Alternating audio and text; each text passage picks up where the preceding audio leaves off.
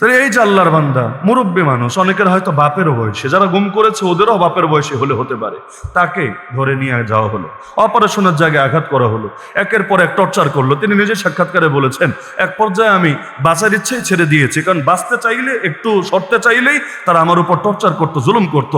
সবচাইতে লজ্জার বিষয় আমার যেটা লেগেছে, এরকম একজন মুরব্বী মানুষ, যার বয়স হয়তো 60-এর উপরেও হতে পারে, যতটুকু আমার ধারণা, তার ছেলেও তো যুবক মাশাআল্লাহ, এইরকম একজন মুরব্বী মানুষকে পাওয়া গেল কিভাবে?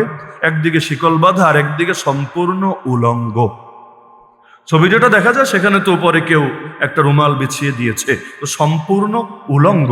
এবং সাক্ষাৎকারে পর্যন্ত তিনি বলছেন যে ওরা তো আমাকে বিবস্ত্র করেছে, এরপর আমার সাথে এমন খারাপ কাজ করেছে যেটা মুখে পর্যন্ত বলা সম্ভব না। তাহলে সেটা আর কি হতে পারে? এটা তো আর বুঝতে পিএইচডি করা লাগে না। এইরকম একজন মুরব্বী মানুষ, কোনো বাচ্চাও না, একজন মুরব্বী মানুষ, তাকে পর্যন্ত মনোবল ভেঙে দেওয়ার জন্য, কোন পর্যায়ে লাঞ্ছিত করার জন্য এই ধরনের কাজ হতে পারে? নাউযুবিল্লাহ মিন যালিক। মানে বুকের পাঠা কত বড় হলে এক মসজিদের ইমাম, আর জাতীয় কোনো বক্তাও না, আমি নিজেও তো তার চেহারা এর আগে জিন্দেগিতেও দেখি নাই, আপনারা কেউ দেখেছেন বলে আমার মনে হয় না। এমন না যে সারা দেশে ভাইরাল কোনো পার্সন অথবা এমন কোনো ব্যক্তি যার ডাকে সবাই মনে হয় মাঠে নেমে আসবে, ইসকনের টুটি চেপে ধরবে, এমন কেউ তো না। একজন সাধারণ আলেম, তিনি পর্যন্ত মসজিদের ভেতরে, মাহফিলেও না, তিনি মাহফিল করেন কিনা তো আমি জানি না, মসজিদের ভেতরে স্বাধীনভাবে ধর্মের পক্ষে কথা বলবেন, এই ল্যাপটপের বিরুদ্ধে সচেতন করবেন, তাকে উল্টো চিঠি দিচ্ছে, তোমার অখণ্ড ভারতের পক্ষে কথা বলতে হবে, চিন্ময়, ওদের মহাপ্রভু চিন্ময়ের পক্ষে কথা বলতে হবে, এমনকি ধর্মভিত্তিক দলগুলোর বিপক্ষে, বিএনপি, এনসিপি, সবার বিপক্ষে তোমাকে কথা বলতে হবে। তার মানেটা কি? মানেই হলো ওরা পরিকল্পিতভাবে দেশের ভেতরে একটা দাঙ্গা লাগিয়ে, ইন্ডিয়ার ট্রুপস ঢুকিয়ে এই দেশটাকেও রাম রাজ্য বানানোর দিবাস্বপ্ন দেখছে। এখনো তো অনলাইনে এই নজিরগুলো বিদ্যমান আছে। ওই যে এক বাস আছে শ্যামলী, ওই শ্যামলী কোম্পানির মালিকের ভিডিও পর্যন্ত দেখবেন, প্রকাশ্যে সে বলছে যে এই দেশটা রামরাজ্য হবে, রামরাজ্য হওয়ার পর তারপর সে এটাকে ভোগ করবে, এই জাতীয় কথা প্রকাশ্যে বলছে। এমনকি ওদের বড় বড় কোনো লিডার, যাদের অনেকের এখন বিভিন্ন রাজনৈতিক দলের স্টেজেও দেখা যায়, রাজনৈতিক দল মানে সাধারণ রাজনৈতিক দল না, বিভিন্ন ধর্মীয় দলের স্টেজে পর্যন্ত দেখা যায়, এই পাপী পর্যন্ত প্রকাশ্যে বলেছে, সবাই নিয়ে প্রার্থনা পর্যন্ত করেছে, এটারে অখণ্ড ভারত বানাতে চায়। এমনকি ওই খতিবকে যে চিঠি দিয়েছে সেখানেও বারবার, বাংলাদেশ একবারও লেখে নাই, শব্দ লিখেছে পূর্ববঙ্গ, পশ্চিমবঙ্গ, পূর্ববঙ্গ। তার মানে মনে মনে ঠিকই অখণ্ড ভারতের পক্ষে ওর অবস্থান নিয়েছে। তো সরকার, আর কত মায়ের কোল খালি হলে তোমাদের মাথায় সচেতনতা ফিরবে? বাস্তবতা হলো ওই হুজুরটা মসজিদের ইমাম না হয়ে খালি যদি পুরোহিত হতো, মসজিদের ইমাম না হয়ে খালি যদি মন্দিরের পুরোহিত হতো, সরকারের রিয়াকশন তো একই রকম থাকতো, তাই না? পুলিশের অবস্থান তো একই রকম থাকতো, তাই না? এমনকি টঙ্গীতে আলেম ওলামারা দলে দলে গিয়েছে জিডি করতে, পুলিশ ইসকন শব্দ লিখতে রাজি না, তাদের কথা ইসকন লিখলে সাম্প্রদায়িক দাঙ্গা বাঁধবে।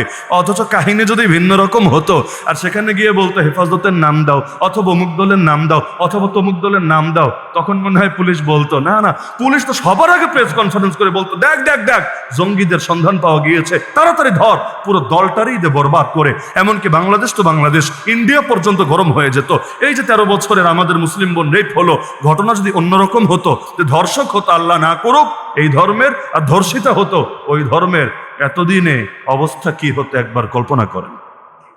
কিছু করে না, তারপরও এত বোঝা, এত ট্যাগ, এত অপবাদ, আর সব কিছু করার পরও কিচ্ছু নাই। আমার এখন দিল বলে এই সমস্ত ধ্বজভঙ্গ সরকারগুলোর কাছে আশা করেও লাভ নেই। বাস্তবতা হলো মুসলমানদের ঐক্যবদ্ধ হওয়ার কোনো বিকল্প নাই। যেই দেশে অন্তত 14 কোটি মুসলমান আছে, ওই দেশে মুসলমান যদি ঐক্যবদ্ধ থাকে, কোনো বাপের বাটার ক্ষমতা নাই। মসজিদের ইমাম মানে হলো নেতা, সমাজের নেতা। তিনি নেতা তো মাথার মতো, মাথা কেটে ফেললে শরীরে আর কি দাম থাকে? নেতার গায়ে যদি হাত তোলে, তাহলে কর্মীরা আর দুনিয়াতে বেঁচে থাকার কি অর্থ হতে পারে? নবীকে হেফাজতের জন্য সাহাবীরা জান পর্যন্ত দিয়ে দিতেন, নিজের বুক পেতে দিতেন। আজকে নবী নাই, নবীর ওয়ারিসরা তো আছে আমাদের মাঝে, দরকার তো ছিল তাদের হেফাজতের জন্য উম্মত নিজের জানের বাজি লাগিয়ে দিবে। 2021-এ 3000 আলেমকে নিয়ে জেলে ভরে রাখা হলো। আরে যেই দেশে 14 কোটি মুসলমান থাকে, ওই দেশে অন্তত 14 লাখ, মাত্র 14 লাখ যদি রাস্তায় নেমে এটা বলতো আমাদের মাথার তাজদেরকে আমাদের কাছে ফিরিয়ে দিতে হবে, হয়তো তাদেরকে আমাদের কাছে ফিরিয়ে দিবা, না হলে আমাদেরকেও তাদের কাছে নিয়ে যাবা। আমরা মাথা ছাড়া সুখে থাকবো না, শান্তিতে থাকবো না। তোমাদের জেলে কত জায়গা আছে আমরা এবার মেপে দেখবো ইনশাআল্লাহ। হয়তো আমাদেরকেও ভিতরে নাও, না হলে তাদেরকেও ফিরিয়ে দাও। এভাবে যদি তারা আপসহীন এক দুর্বার আন্দোলন নামতো, আর সরকার তো সরকার, ওই সরকারের পেছনে যারা কলকাঠি নাড়তো ওরা বাপ ডেকে হলে আলেমদের ছাড়তে বাধ্য হতো। কিন্তু ঐক্য যতদিন না হবে, আরে কিসের ঐক্য? ঐক্য তো দরকার ছিল দিনের জন্য ঐক্য। ওই সাময়িক আর শাখাগত ঐক্য আজকে আছে কালকে নাই। নির্বাচন আসলে সবার ঐক্যের শখ জাগে, আসো নির্বাচনে ঐক্য করি। নির্বাচনটা যাবে, পরের দিনে আবার কিলাকিলি ঘোষাঘুষি মারামারি আর কাদা ছোড়াছুরি শুরু হবে। দরকার তো ছিল দিনের জন্য ঐক্য। আল্লাহর দিনের ব্যাপারে আপোষ নাই, উম্মার ব্যাপারে আপোষ নাই, কোরআনের ব্যাপারে আপোষ নাই। এই শহরে, মসজিদের শহরে পায়ের তলায় ফেলে কোরআনকে পিষ্ট করবা, এই সাহস দেখানোর সুযোগ নাই। বাংলাদেশে বসে নবীরা গালি দিবা, এই সাহস দেখানোর সুযোগ নাই। আরে এক মুসলিম নারীর ইজ্জত হেফাজতের জন্য হাজ্জাজের মতো জালেম তিনবার বাহিনী পাঠিয়ে দিল হিন্দুস্তানে। অবশেষে মোহাম্মদ বিন কাসেমের হাত ধরে প্রথমবারের মতো হিন্দুস্তানের জমিনে সেই সিন্ধুতে ইসলামের পতাকা উড্ডীন হলো। পরবর্তীতে ষড়যন্ত্রের শিকার যদি না হতো, হয়তো সেই সময় পুরো হিন্দুস্তান ইসলামের আওতায় চলে আসতো। তা হাজ্জাজের মতো এক জালেমের কাছেও মুসলিম নারীর ইজ্জতের দাম ছিল। অথচ আমরা, আল্লাহ হেফাজত করুন, আল্লাহ হেফাজত করুন। এই খবরগুলো শোনার পর যদি আপনার দিলে কোনো রক্তপাত না হয়, আপনার নিজের মেয়ের ক্ষেত্রে হলে যা মনে হতো, অন্যের মেয়ে বলে যদি আপনার ভেতরে ভিন্ন কোনো চেতনা জাগ্রত হয়, তাহলে মনে রাখেন কালেমা পড়তে পড়তে মুখে ফেনা তুলে ফেললেও আপনি এখনো খাঁটি মুসলমান হতে পারেন নাই। নবী গোটা মুসলিম জাতিকে এক দেহের সাথে তুলনা দিয়েছেন। দেহের কোথাও আঘাত পেলে বাকি দেহের ভালো থাকার সুযোগ নাই। তাহলে মুসলমানদের মাত্র একজন সদস্য যদি কাফেরদের দ্বারা জুলুমের শিকার হয়, বাকি মুসলমানদেরও ভালো থাকার ন্যূনতম কোনো দলিল বা কোনো যুক্তি নাই। এমনকি ফতোয়ায় স্বামী খুললে পাবেন, যেই ফতোয়ার কিতাব না পড়ে কেউ মুফতি সাহেব হয় না এই অঞ্চলগুলোতে। এই হানাফি মাযহাবের বিখ্যাত কিতাব ফতোয়ায় স্বামীর মধ্যে আছে, ইমরাআতুন সুবিয়াত বিল মাশরিক, একজন মাত্র নারী পৃথিবীর পূর্ব প্রান্তে যদি কাফেরদের হাতে বন্দী হয়, তাদের দ্বারা জুলুমের শিকার হয়, ওয়াজাবা আলা আহলিল মাগরিবি আন ইউখাল্লিসুহা, পৃথিবীর পশ্চিমে থাকা মুসলমানদের জন্য ফরজে আইন হয়ে যায় এই নারীকে কাফেরদের হাত থেকে মুক্ত করা। তাহলে একজন নারীর ইজ্জতে যদি এত সেন্সিটিভ হয়, অথচ হার হামেশা এখন মুসলিম নারীদের ইজ্জত নিয়ে ছিনিমিনে খেলা হচ্ছে। ওই কাশ্মীরের আসিফাকেও তো ভুলে গিয়েছে আমরা। 6 বছরের একটা ফুটফুটে মেয়ে, তাকে নির্মমভাবে দিনের পর দিন তো মন্দিরে, যে কোনো জায়গায় না, মন্দিরে আটকে রেখে গণধর্ষণ করে খাবার পানি পর্যন্ত না দিয়ে নির্মমভাবে হত্যা করলো। আপনি বলবেন পারলো কিভাবে? আরে পারবে কিভাবে? এই যে আপনারা গতকালও দেখার কথা, ময়মনসিংহে মর্গে থাকা এক লাশ, তাও এমন মেয়ে যে আত্মহত্যা করে, সুইসাইড করে মারা গিয়েছে। দুনিয়ার জীবনের উপর বিরক্ত হয়ে ওই মেয়ের সাথে মর্গের ভেতরে পর্যন্ত ধর্ষণ কাণ্ড ঘটেছে।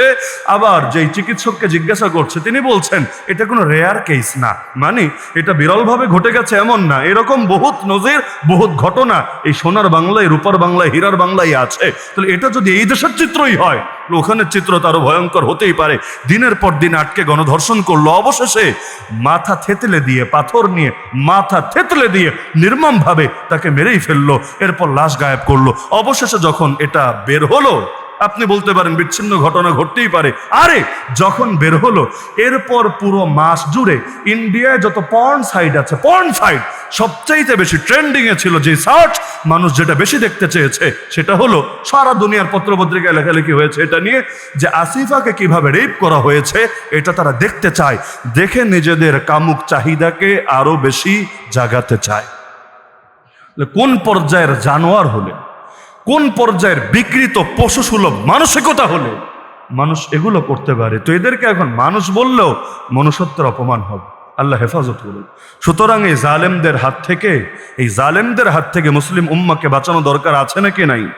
আজকে আর এক খতিবকে গুম করেছে বলে আপনি চুপ থাকবেন? আগামীকাল আপনারও যখন গুম করবে, আপনার পক্ষে আর কথা বলার কেউ থাকবে না। মুসলমানের দুর্দিনে মুসলমান যদি তার পাশে না দাঁড়ায়, সে যখন মুসিবতে পড়বে আল্লাহ তাকে সাহায্য করবেন না। হাদিসে আছে আল্লাহু ফি আউনিল আবদ মা কানা আল আবদু ফি আউনি আখি। আল্লাহ ততক্ষণ বান্দাকে সাহায্য করেন যতক্ষণ বান্দা তার মুমিন ভাইয়ের সাহায্যে থাকে। তাহলে আসেন না আমরাও দৃঢ় প্রতিজ্ঞাবদ্ধ হই। সূরা মাইদার 82 নম্বর আয়াতে আল্লাহ যাদেরকে আমাদের জাত শত্রু বলেছেন, ওদের ভেতরে যারা বিশেষভাবে আমাদের ধ্বংস করার এজেন্ডা নিয়ে নেমেছে, আর ওদের মূলনীতির মধ্যেও এটা আছে, ওই চৈতন্যের মূলনীতিতেও আছে, নির্জবন কর আজি ভুবন, এই জাতীয় একটা কথা। জবন মানে হলো যারা হিন্দু ন হিন্দু, নির্জবন মানে এদের থেকে মুক্ত করো আজি ভুবন, ভুবনকে পৃথিবীকে আজ ওদের থেকে মুক্ত করো। ওই অখণ্ড ভারতের চেতন এমনি আসে নাই, রামরাজ্যের চেতন এমনি আসে নাই। আমরাও তো ইসলামী রাষ্ট্রের কথা বলি, কিন্তু আমরা ইসলামী রাষ্ট্রে সংখ্যালঘুদের অধিকার নিয়ে কিন্তু আরো বেশি করে আলোচনা করি। তারা কি কি অধিকার পাবে, কিভাবে সুখে থাকবে, শান্তিতে থাকবে, এমনকি এখনের চাইতে যে ভালো থাকবে, এটা আমরা যুক্তি দিয়ে, দলিল দিয়ে, কোরআন সুন্নাহ দিয়ে বুঝাই নাকি বুঝাই না। নবীর শহরেও অমুসলিম ছিল না? ছিল, কিন্তু ওরা তো আমাদের সাথে আচরণ করতে চায় না। সুতরাং ওরা যেমন ঐক্যবদ্ধ হয়েছে আমাদের বিনাশের জন্য, আমাদেরকেও এবার ঐক্যবদ্ধ হতে হবে মুসলিম উম্মার অস্তিত্ব, মা বোনদের ইজ্জত, আলেম ওলামার নিরাপত্তা, আল্লাহর কিতাবের নিরাপত্তা নিশ্চিত করার জন্য। পারবেন তো ইনশাআল্লাহ?